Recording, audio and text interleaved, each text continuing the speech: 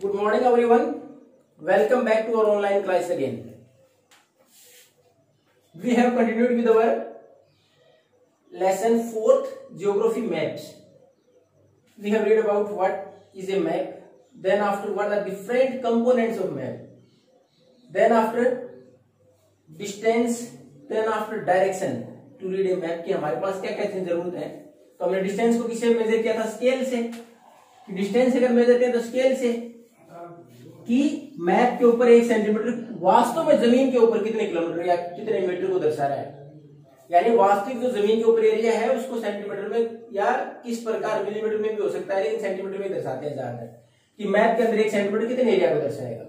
ये तो था स्केल। फिर हमने डायरेक्शन पढ़ी थी। डायरेक्शन में कौन कौन सी पढ़ी थी? 4 मेजर डायरेक्शंस वर देयर। 4 महत्वपूर्ण डायरेक्शन कौन सी, जिनको हमने कार्डिनल पॉइंट्स बोला था। कार्डिनल बोला था। और वो 4 में कौन कौन सी थी?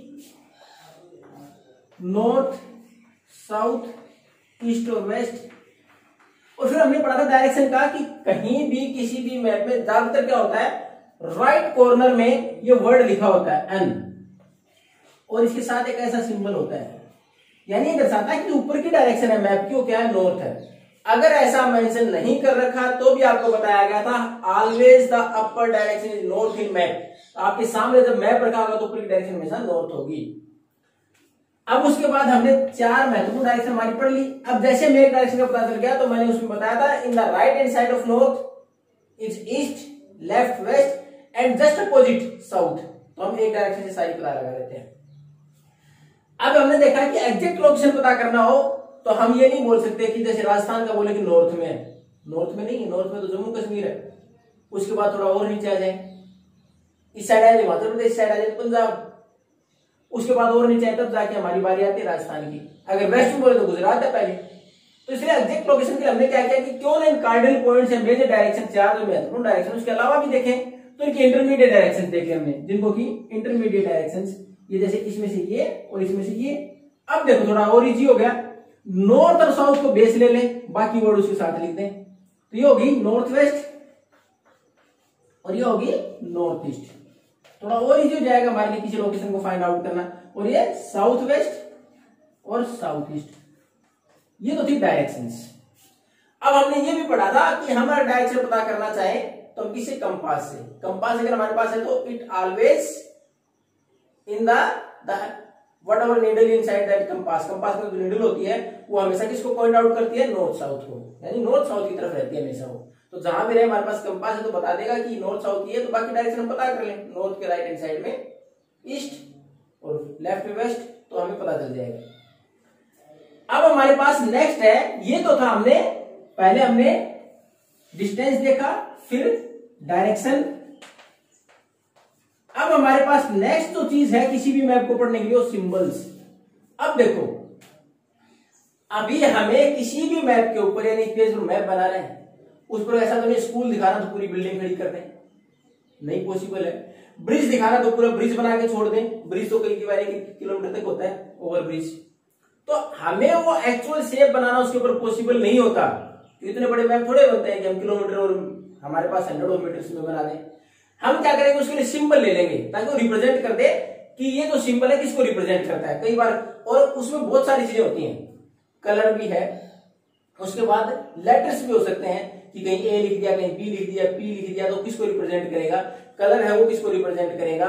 उसके साथ साथ कुछ सिंबल बना दियो किसको रिप्रेजेंट करेंगे, लाइन बना दियो किसको रिप्रेजेंट करेगी, कौन सी लाइन किसको रिप्रेजेंट करेगी।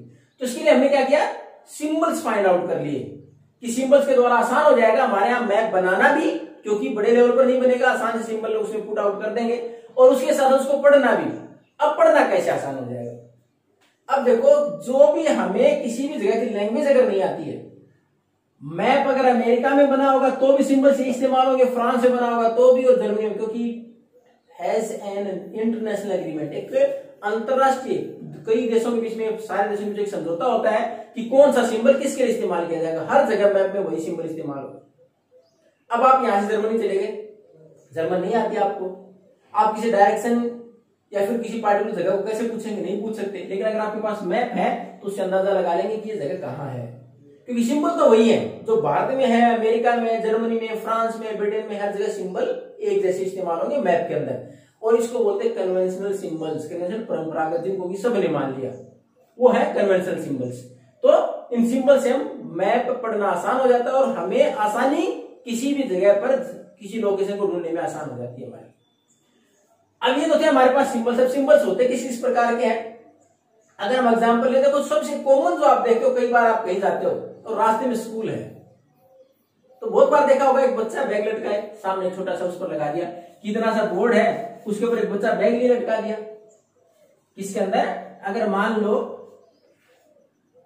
इस बच्चे को पीछे, इसके पीछे ये बैग लटका के दिया, एक छोटा सा बैग लटका के दिखा दिया, यानी ये स्कूल है। तो हमने क्या किया, ऐसे बैग के साथ दिखाया बच्चा है, आगे स्कूल है, तो व्हीकल के लिए एक इंडिकेशन, आप स्पीड कम कर ले, हो सकता है बच्चा को आगे आ जाए। उसी प्रकार हम कहीं बाहर जाते हैं तो एक डायरेक्शन ऐसे दिखा दी या फिर ऐसे दिखा दी, तो इसमें पता चलता थोड़ा आगे जाने के बाद टर्न है। तो ये सारी चीजें क्या है, हमारे पास सिंबल इस्तेमाल हो सकते हैं। उसी प्रकार अगर आप मैप की बात करें तो मैप में भी सिंबल इस्तेमाल होते हैं, ताकि किसी भी चीज को आसानी से इंडिकेट किया जा सके और पढ़ने वाले उसको पढ़ भी ले। तो उसमें देखो आप, अब आपके ट्रेन जैसे हमारे स्कूल के बिल्कुल सामने से लाइन है, तो उसको रिप्रेजेंट किया गया है। अब ट्रेन की जो लाइन है, ये जो पटरियां हैं, ये भी 3 प्रकार की होती हैं, narrow gauge, metre gauge, broad gauge. हालांकि नैरो गेज तो बहुत कम रही है भारत में, लगभग हर जगह से निकाल दी गई, कौन सी मीटर गेज और ब्रॉड गेज ही। अब उसमें देखो हमारे यहां जब ये सिंबल दिखाए गए तो हमने किससे दिखाया इसको, हमने इसको दिखाया, अगर मीटर गेज की बात करें तो मीटर गेज में केवल हमने ये लाइन करके छोड़ दी। अगर ब्रॉड गेज की बात करें तो ब्रॉड गेज में हमने क्या किया, 2 लाइन खींची, इसमें ये डार्क कर दिया गया ब्लैक कलर से, फिर जगह छोड़ दी, फिर डार्क कर दिया गया, इससे दिखा दिया गया। हर जगह सिंबल ब्रॉड गेज के लिए इस्तेमाल होगा, मीटर गेज के लिए ये वाला इस्तेमाल होगा। अब इसमें ऐसे लाइन खींची, अगर हमें स्टेशन दिखाना तो उसके बराबर में कैसे बॉक्स बना दिया और रेलवे स्टेशन हो गया। तो इस प्रकार ये सिंबल क्या है, हर जगह ये सिंबल इसी के लिए इस्तेमाल होंगे। उसी प्रकार दूसरा अगर एग्जाम्पल ले हम वाटर बॉडीज के लिए, अगर हमें कोई रिवर को सिंबलाइज करना है तो हमने क्या किया, उसी प्रकार इसको ये इसमें के अंदर ब्लू कलर से पानी दिखा दिया, ये रिवर का सिंबल हो गया। अगर हमें किसी वेल कुएं को दिखाना, हमने सर्कल किया और उसको ऐसे दिखा दिया, यानी यहाँ कोई ना कोई वेल कुआ है। उसके बाद हमने पॉन्ड को दिखाया, इसके अंदर फिर ब्लू कलर से पानी को दिखा दिया, पॉन्ड को दर्शाता है। तो सिंबल हर जगह कॉमन है।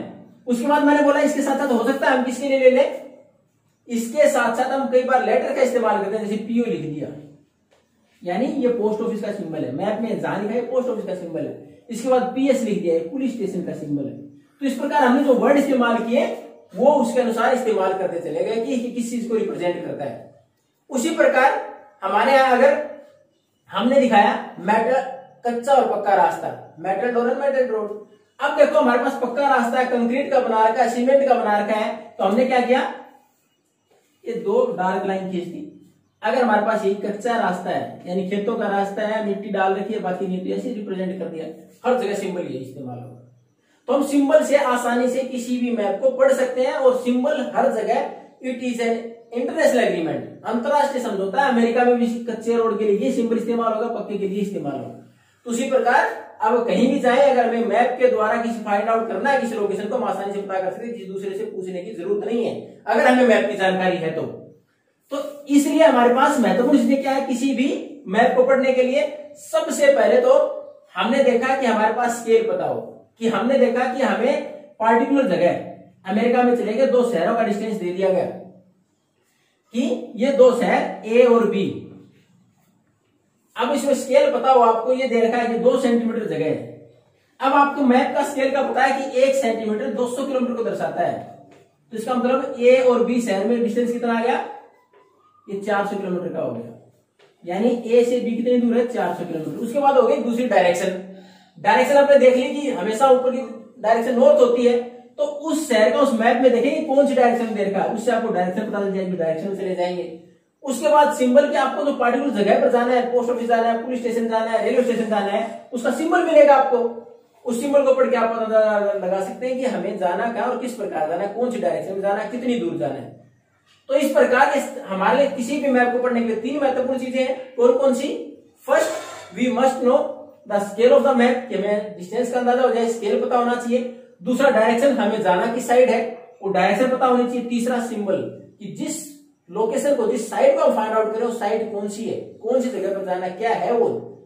उस जगह का पता होना चाहिए, हम वहां तक है बिना किसी दूसरे की मदद से अगर हमें मैप पढ़ना आता तो हम आसानी से पहुंच सकते हैं। These are the 3 major components of a map to read, अगर हमें आसानी से मैप को पढ़ना है। इसमें हमने पढ़ा सिंबल्स में इंटरनेशनल एग्रीमेंट है, अंतरराष्ट्रीय शब्द होता है, इसलिए हम इसको क्या बोलते हैं, कन्वेंशनल सिंबल्स। ये जो सिंबल आपकी बुक में दे रखी है पेज नंबर 26 पर, ये कौन से है, कन्वेंशनल सिंबल्स। कन्वेंशनल परंपरागत यानी हर जगह माने जाते हैं सिंबल्स, हर जगह सिंबल्स ऐसे ही रहेंगे मैप में। और एक बार जब आप इस लेसन को पढ़ें, just go through the map as well as that particular symbols are given. जो सिंबल्स आपको दिए गए एक बार उस पेज 26 के ऊपर सारे सिंबल्स को एक बार देखें कि किस चीज के लिए कौन सा सिंबल इस्तेमाल होता है। दूसरा, इन सिंबल्स में हमने देखा कि सिंबल के साथ कलर भी इस्तेमाल होता है। अब कलर, ब्लू कलर किसके लिए, टू रिप्रेजेंट वाटर। अब देखो ब्राउन, अगर कहीं भी हमारे यहां ब्राउन इस्तेमाल कर दिया गया किसके लिए, टू रिप्रेजेंट माउंटेन्स। अब उसी के साथ साथ अगर आपके यहां येलो कलर इस्तेमाल कर दिया गया तो किसके लिए इस्तेमाल हो जाएगा, वो हमारे यहां प्लेट्यू के लिए।